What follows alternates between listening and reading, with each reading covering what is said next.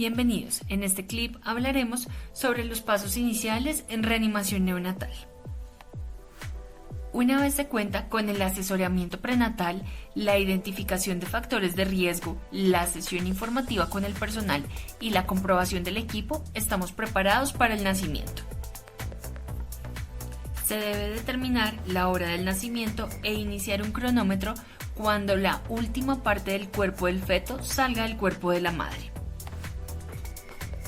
El plan de pinzamiento del cordón umbilical para los recién nacidos a término y los prematuros vigorosos debe realizarse entre 30 y 60 segundos, es decir, se debe realizar un pinzamiento habitual. Mientras transcurre este tiempo, el recién nacido se puede poner en contacto piel a piel con la madre sobre el pecho o el abdomen y mantenerlo con un campo caliente y seco. En el caso de recién nacidos prematuros de 32 semanas de gestación, para mantener la termorregulación se puede envolver en una manta caliente o en un plástico de polietileno. Todos los recién nacidos necesitan una evaluación rápida. En este momento debemos realizar 3 preguntas orientadoras. Primero, ¿el recién nacido es a término? Segundo, ¿tiene tono? Tercero, ¿respira o llora? Y el tiempo va a ser el intervalo entre el nacimiento y el pinzamiento del cordón umbilical en el que vamos a poder evaluar estas 3 preguntas. Como primera instancia debemos evaluar si el recién nacido parece ser a término. Esto lo determinaremos por parámetros anatómicos, por características físicas y por la edad gestacional calculada. Segundo, ¿el bebé tiene buen tono muscular? Es decir, sus extremidades están flexionadas y en actitud activa o sus extremidades están flácidas. Y como tercer punto vamos a revisar si el bebé respira o llora. Hay que ver si el llanto es vigoroso porque esto es un indicador de un esfuerzo respiratorio fuerte. En caso de que no llore, debemos observar el pecho para comprobar el esfuerzo respiratorio. Hay que descartar que estemos frente a un jadeo o un boqueo, que son básicamente respiraciones muy superficiales que son inefectivas y cuando hay una alteración grave del intercambio gaseoso se pueden producir y se tratan igual que en el caso de una apnea, son igualmente graves.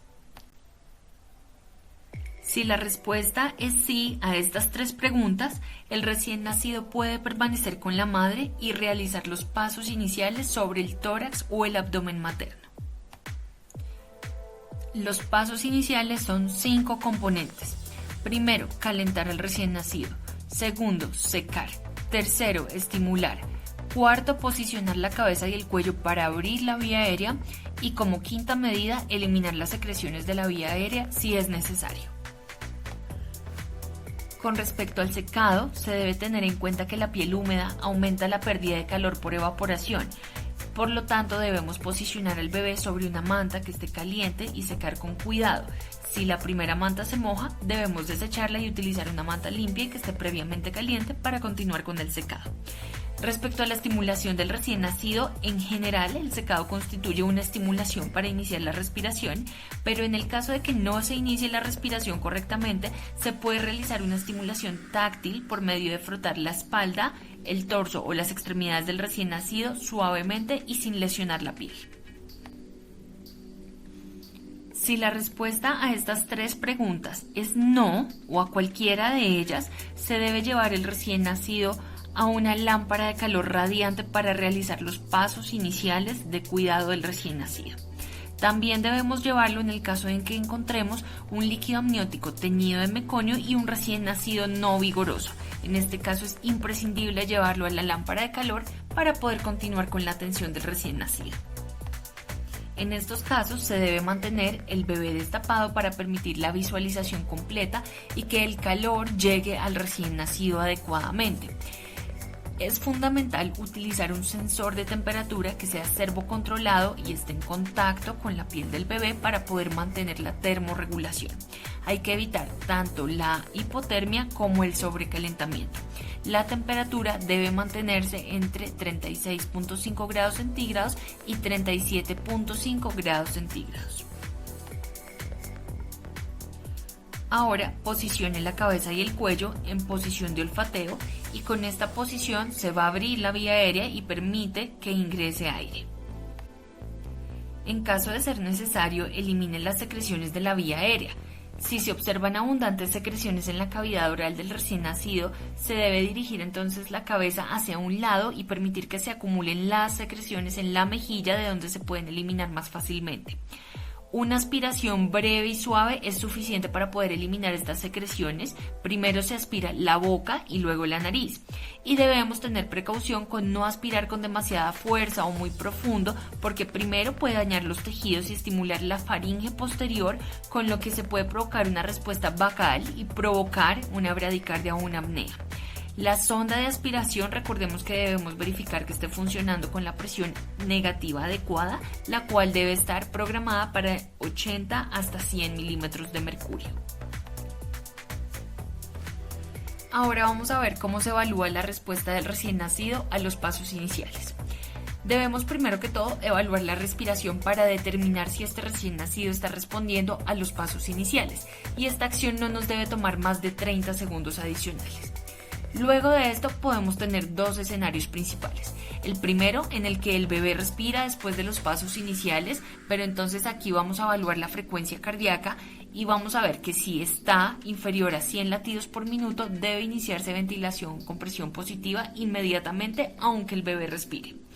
Recordemos que la evaluación de la frecuencia cardíaca la vamos a realizar en recién nacidos utilizando un fonendoscopio y se ausculta el lado izquierdo del tórax. Este es el método más preciso del examen físico para determinar la frecuencia cardíaca, pero en el caso en el que no se pueda determinar la frecuencia cardíaca con este método y el recién nacido no se vea vigoroso, rápidamente tenemos que iniciar una oximetría de pulso o un monitor cardíaco que nos indique verídicamente en cuánto está esa frecuencia cardíaca. El otro escenario es en el caso en el que, posterior a estos pasos iniciales, el recién nacido se encuentre en apnea o que respire con jadeos o boqueos, que ya habíamos hablado que es una respiración inefectiva. En este caso debemos iniciar inmediatamente ventilación con presión positiva.